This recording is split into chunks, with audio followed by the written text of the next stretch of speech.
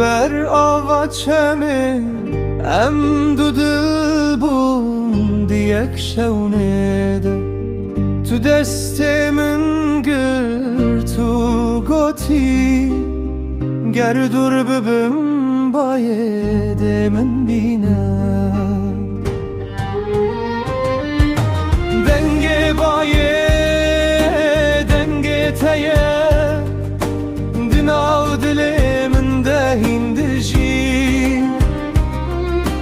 rê dûr bûn sal derbas bûn lê evî name qet nemirî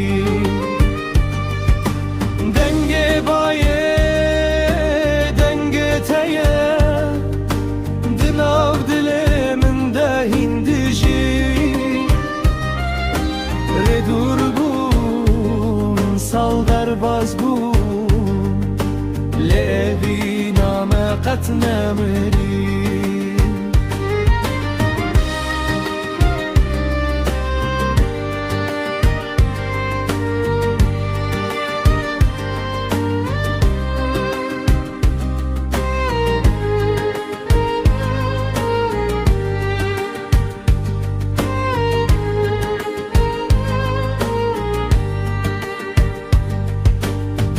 Tu çûyî berî biha carên dur ve min li vir bihêviya te ma her şev li ber dara kevim ez bi sterkan rê navê te dibêjim dengê bayê dengê te ye te ez te dibînim tu nelber çavên min lê dihim dirê dilê min deyî dengê bayê dengê te ye her gar ku te ez te dibînim tu nelber çavên minî lê dihim dirê dilê min deyî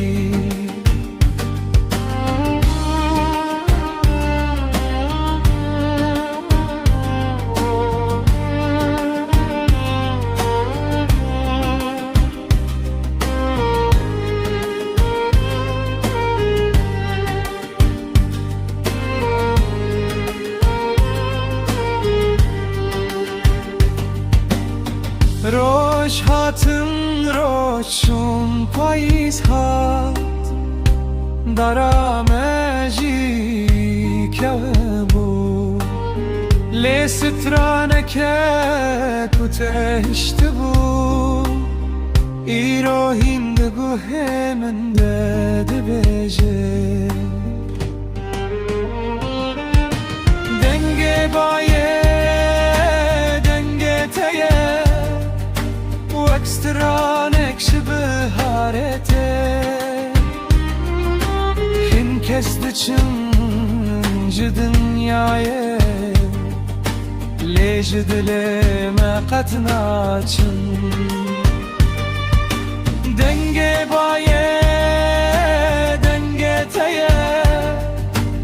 ekstranek ji biharê te hin kes diçin ji dinyayê lê ji dilê me qet naçim ger tu nehatî ez ê li benda te bim bi bîranînên xwe re bijîm çimkî hinevîn nayên qedandin tenê di nav dilan de